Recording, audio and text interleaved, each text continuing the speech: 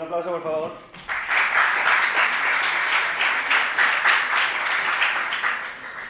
Pues hola, muy buenos días a todos. Vale, vamos a empezar la charla. Vamos a tratar un poco el ORM de Django.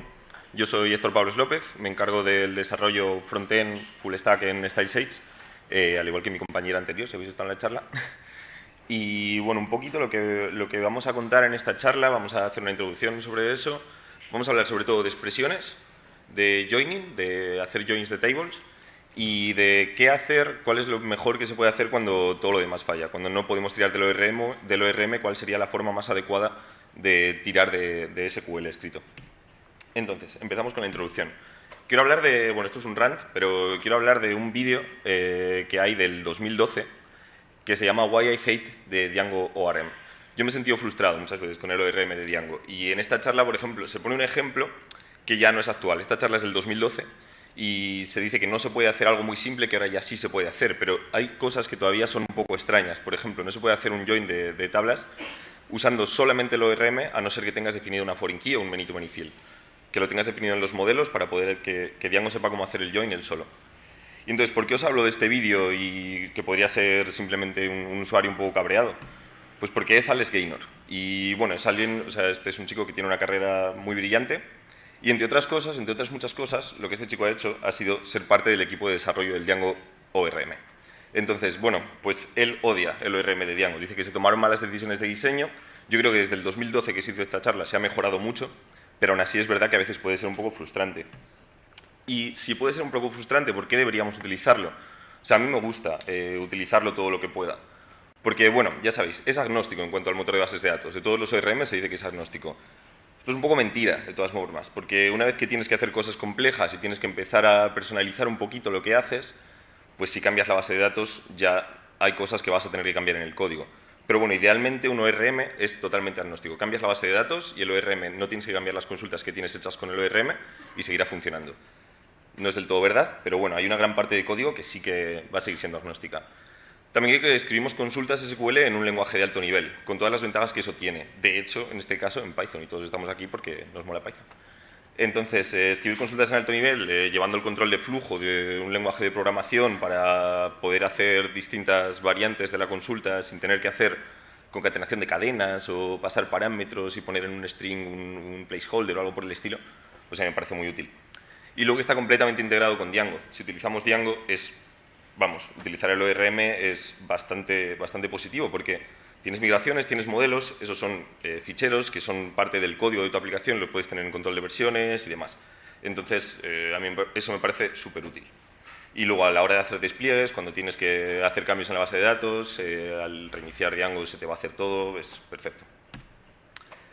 Y bueno, el objetivo de esta charla es un poco explicar el ORM como a mí me hubiese gustado que me lo hubieran explicado. Esto lo digo porque muchas veces he querido hacer consultas y yo me frustraba porque decía, es que yo sé hacer esto en SQL y me va a llevar un minuto. Y entonces el ORM, me estoy mirando la documentación de Django y no lo entiendo bien, no sé muy bien qué hacen las partes del ORM. Entonces, al final de ese aprendizaje que yo he tenido, he sacado algunas cosas que creo que pueden ser útiles. Y luego que además hay una cosa que yo he hecho en falta en la documentación tanto de la oficial de Django como en mucha documentación que se puede encontrar por ahí, es que los ejemplos que se hacen en Python con el ORM de Django no están traducidos a su versión SQL. Y si tú sabes SQL, creo que es muy fácil entender qué hacen las distintas partes del ORM de Django o sea, comparándolo con el SQL, tú te haces perfectamente el modelo mental. O sea, que esto diríamos que es como la versión 2.0 del tutorial de ORM que hay en la documentación de Django.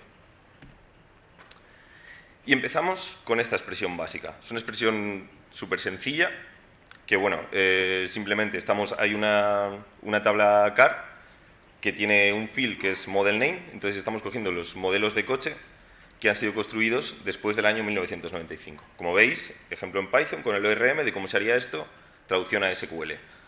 Esto es muy sencillo, vamos a partir de aquí. Así es muy fácil hacer consultas, pero esto parece un poco limitado, porque por ejemplo aquí ¿qué nos devolvería en este query set? Si lo pasamos a una lista, sería una lista de diccionarios en los que la clave es model name y el valor es cada uno de los model names. Pero una base de datos puede hacer mucho más que traer solamente datos. Puede hacer muchas cosas, puede hacer ciertos cálculos. Podemos tener muchísimos datos y tener una base de datos especializada, por ejemplo, en Big Data, que hace agrupaciones de una manera brutal, y eso no parece tan sencillo hacerlo desde el ORM. Parece que el ORM está un poco más enfocado a coger datos simplemente, pero eso no es cierto, y lo vamos a ver. Entonces, para ver eso, vamos a empezar hablando de las expresiones. ¿Qué es una expresión? Bueno, hay distintos tipos de expresiones. Una expresión puede ser simplemente una cadena que se refiere a un campo de tu base de datos que está definido en el modelo. Puede ser, pues por ejemplo, algo que pones en el filter de quiero que tal campo sea mayor que no sé qué. Entonces, lo que va dentro de un filter, de un order by, de una annotate, que luego los explicaremos un poco, es una expresión. Pero, por ejemplo, o sea, una expresión puede ser también un aggregate que está dentro de otra expresión. O sea, podemos anidar expresiones y podemos hacer cosas muy complejas. Pero vamos a empezar por las partes básicas, por los building blocks de esto. Y empezamos hablando de los objetos F. Los objetos F lo que simplemente hacen es representar el valor de un campo. Si pusiéramos una cadena, estamos diciendo, quiero referirme a este campo. Si ponemos F y en una cadena el nombre del campo, queremos el valor del campo. Un uso útil, por ejemplo, de los objetos F sería poder comparar entre dos campos de una misma tabla. Aquí estamos diciendo que queremos seleccionar todos los coches cuyas unidades producidas sean mayores que las unidades vendidas, o sea, que no se hayan vendido todas. Entonces, para eso necesitamos un objeto F, para referirnos al valor de la columna UnitSol, no a la columna UnitSol. Seguimos, objetos Q. Aquí la documentación dice, encapsulan colecciones de argumentos con nombre. No sé si vosotros habéis enterado, yo no, y no me enteré en su momento. Para mí, un objeto Q es una parte de una sentencia SQL. Puede ser una parte del where, puede ser una parte del select, puede ser varias cosas. Y el uso más básico, para el que probablemente todos lo hayamos visto, es para hacer ORs. En un filter, que es la parte where de una consulta, no puedes hacer ORs a no ser que uses expresiones Q y le pases el operador OR. Pero los objetos Q no solo sirven para esto. Lo veremos más adelante, lo que pasa es que lo adelanto un poco. O sea, cualquier cosa, a lo que le hayas dado un nombre en el resto de tu expresión, te puedes referir a ella con un objeto Q. Entonces, podemos hacer cosas muy chulas, que lo veremos más adelante. Annotate, muy sencilla. Es como poner un as algo. O sea, podemos dar nombre a una parte de nuestra consulta SQL. Aquí, por ejemplo, ponemos un ejemplo muy sencillo de que renombramos el campo plate number a plate y ya está. Pero esto también es muy potente a la hora de utilizar el ORM de Django, porque una vez que hemos hecho esa anotación, en el resto de la expresión podemos referirnos a plate en vez de plate number. Y si plate number no fuera algo tan sencillo como el nombre de un campo, sino que fuera un cálculo o algo más complejo, pues tenemos un nombre para referirnos a eso, sin tener que definir de nuevo una expresión. La expresión que iría después del plate, que puede ser muy compleja, con ese nombre, en el resto, en los métodos que anidemos después, esa la podemos utilizar, sin complicarnos mucho. A mí me gusta mucho la forma que tiene el ORM de Django de definir funciones. Hay algunas definidas ya por defecto, pero tú puedes tener una base de datos que tiene una serie de funciones que no son estándar y quieres usarlas. Pues en vez de escribir SQL es muy sencillo. Lo único que tienes que hacer es... Django te pone dos tipos de funciones, las func, que son las normales, y las aggregate, que son las que agregan una serie de datos. Entonces, tú puedes definir tus propias funciones como una clase que hereda bien de func o bien de aggregate, depende si es una función agregada o una función normal, y le puedes decir cómo se llama esa función en la sintaxis SQL, e incluso puedes personalizar completamente la cadena que va a generar esa función. Quiero decir, por ejemplo, ahí hay una función que se llama daysBetween, que lo único que recibe son como dos parámetros y entonces los mete dentro de un paréntesis, o sea, pone uno, coma, otro. Pero podemos tener expresiones con una sintaxis muy compleja, la podemos personalizar totalmente. Vamos a acordarnos de lo de que un ORM es agnóstico de la base de datos. Bueno, pues aquí tenemos uno de los primeros casos en los que la ORM dejaría de ser agnóstico, porque tienes una función que es tuya propia, con una sintaxis tuya propia, y claro, si cambias la base de datos, o esta función no está, o la sintaxis es distinta, puede ocurrir, entonces ya perderíamos agnosticismo. Pero bueno, está bastante bien. Entonces ya hemos visto un poco las expresiones, y ahora ¿qué vamos a hacer? Vamos a combinarlas, que aquí es donde viene lo interesante. Por ejemplo, funciones con más funciones. Muy sencillo. Tenemos la función, las hemos definido antes, una función daysBetween, pero dentro de esa función le podemos pasar otras funciones, la función now. ¿Qué hacemos aquí? Pues estamos cogiendo los días entre hoy y, ahí estamos usando un objeto F, recordémoslo, nos devuelve el valor del campo dateStarted. Entonces tenemos una función que nos devuelve la diferencia de días, el número de días entre el día de hoy y el día que empezó una compañía a existir. Usamos un annotate, o sea que le damos un nombre que se llama number of days. A partir de ahí podemos referirnos a esta expresión, a ese days between now, podemos referirnos como number of days. Y entonces lo podemos usar en un filter y decir, quiero saber las empresas que esa función que me devuelve el número de días, su valor sea más que 100. Entonces ya estamos empezando a apreciar un poquito la potencia. Ahí utilizamos f, utilizamos funciones que hemos definido nosotros, utilizamos un annotate para dar un nombre a algo que luego utilizamos en un filter. Y hay cosas interesantes. También luego hay, dentro de las funciones, también tenemos funciones agregadas y dentro de las funciones agregadas podemos pasar por como parámetros funciones. Esto es igual que lo que estábamos haciendo antes, excepto que ahora cogemos un campo, anotamos un campo que se llama allTheDays, que es la suma del campo que estábamos cogiendo antes. Entonces, Django, el ORM de Django se encarga de saber que sum es una función agregada y que tiene que poner un group by en la consulta SQL. Pone el group by respecto a lo que tú hayas puesto en values. Entonces, esto es una forma muy sencilla y muy chula de poder hacer agrupaciones y hacer unas consultas más o menos complejas con bastante facilidad y de una forma bastante comprensible. El código también se lee bastante bien. Luego nos vamos a las expresiones condicionales. Ya si metemos expresiones condicionales estamos haciendo muchas cosas más. Por defecto en Django vienen el case y el when. Es el case y when de una sentencia SQL normal. Supongo que más o menos lo conoceréis todos. Pues aquí hacemos un case estamos buscando una serie de productos descontados. Entonces decimos, cuando encontramos una tabla, en la tabla de productos, cuando encontramos una row que tiene el valor isDiscount is a true y que no está ya vendido del todo, o sea que no se ha agotado, entonces devolvemos el valor del campo ID. Y bueno, por defecto, si no se dan esas condiciones, devolvemos none y le tenemos que decir que nuestro output field va a ser un entero, o sea, porque estamos haciendo una cuenta.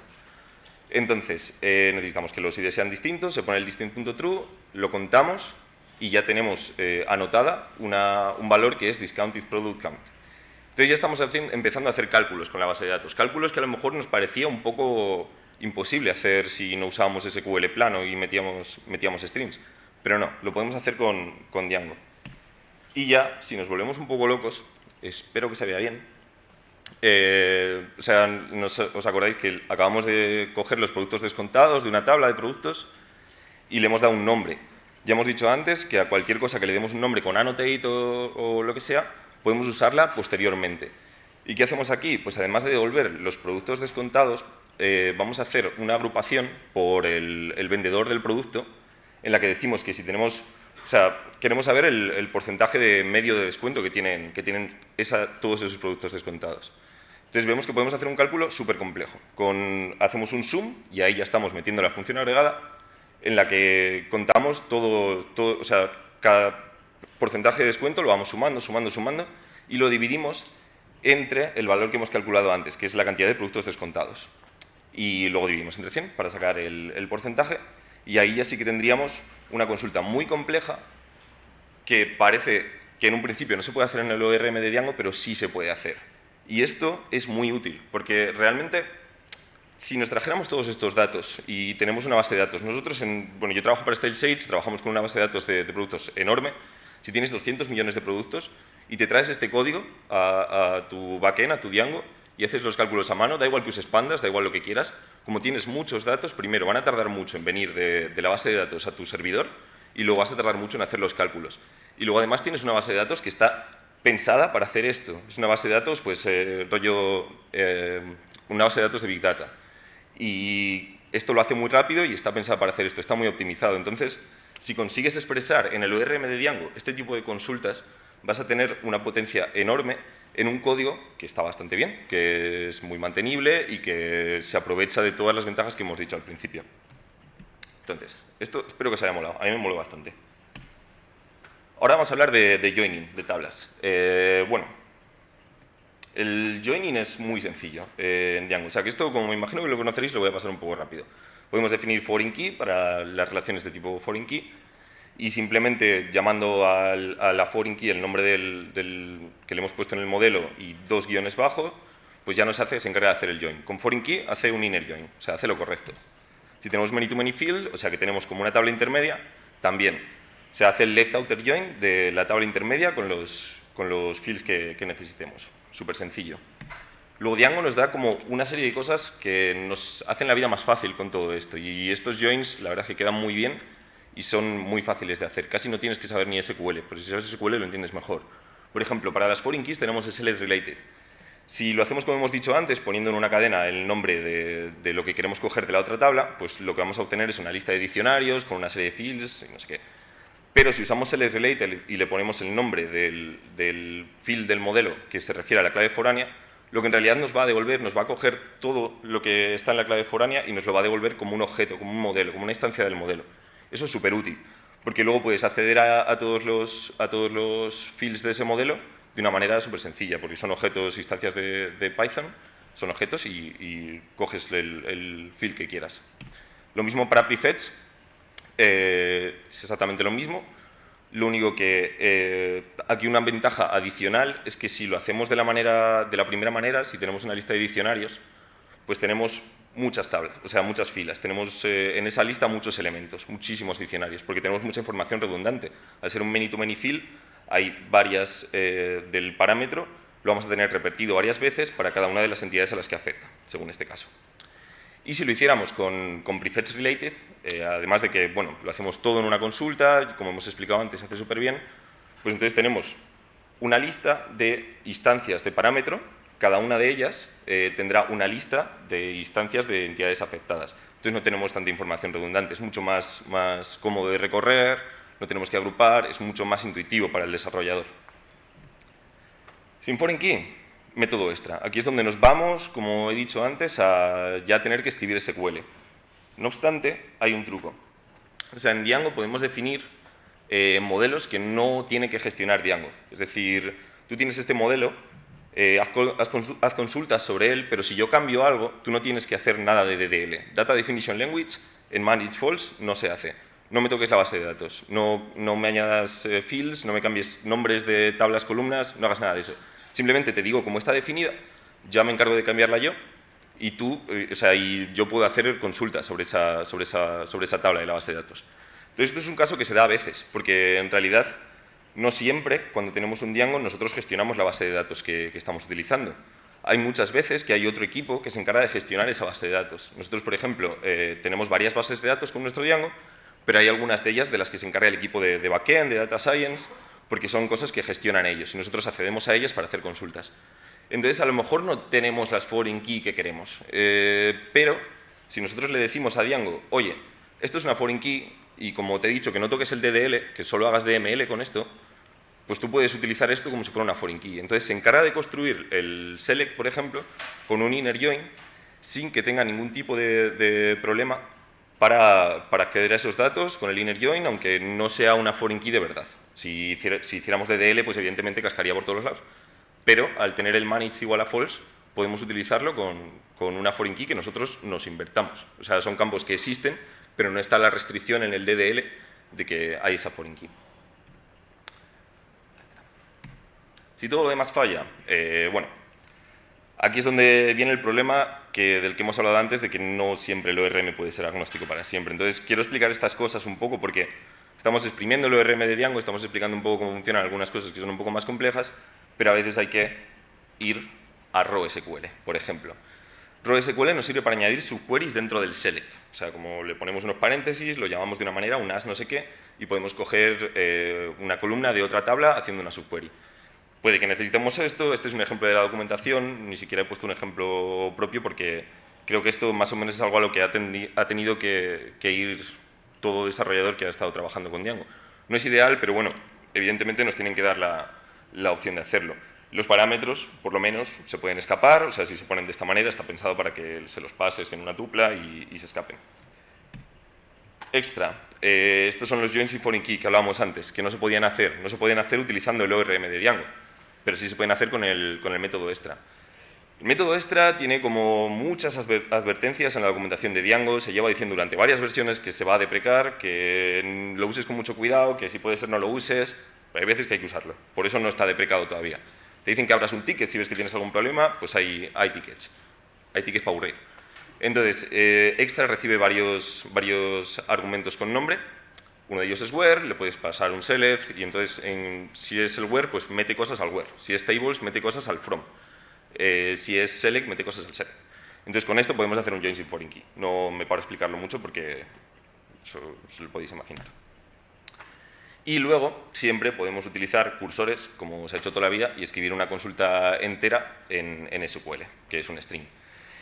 Para esto lo que he puesto aquí es que, bueno, dentro de lo que cabe, pues podemos coger, por ejemplo, bueno, cogemos la descripción del cursor y con la línea marcada en amarillo, la segunda línea marcada en amarillo, pues conseguimos tener que ese cursor nos devuelva una lista de diccionarios, como nos devolvería un query set del ORM al que le hemos puesto un values. Esto es último recurso, pero evidentemente a veces hay que hacerlo. Y esto es todo. O sea que ahora, si tenéis alguna pregunta, me podéis decir. Las transparencias están disponibles en Internet. Tenéis el enlace en la web de la PyCon, en la agenda, por si tenéis más curiosidad para verlo con más calma. Y bueno, ya sabéis que estamos contratando, como todo el mundo aquí, pero yo creo que nosotros molamos bastante. O sea que escribidnos. Y si tenéis alguna pregunta, creo que tenemos tiempo. Un aplauso para Héctor.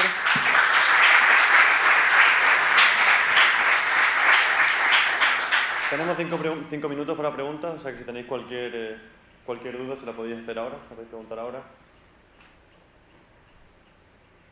¿No hay preguntas? ¿Ninguna? De cualquier manera, si queréis, podéis ir también a la Quiet Room, si queréis preguntarle alguna cosa en particular, y podéis ir allí y lo podréis resolver también él. Bueno, pues... Eso es. Muchas gracias y otro aplauso para Héctor. Gracias.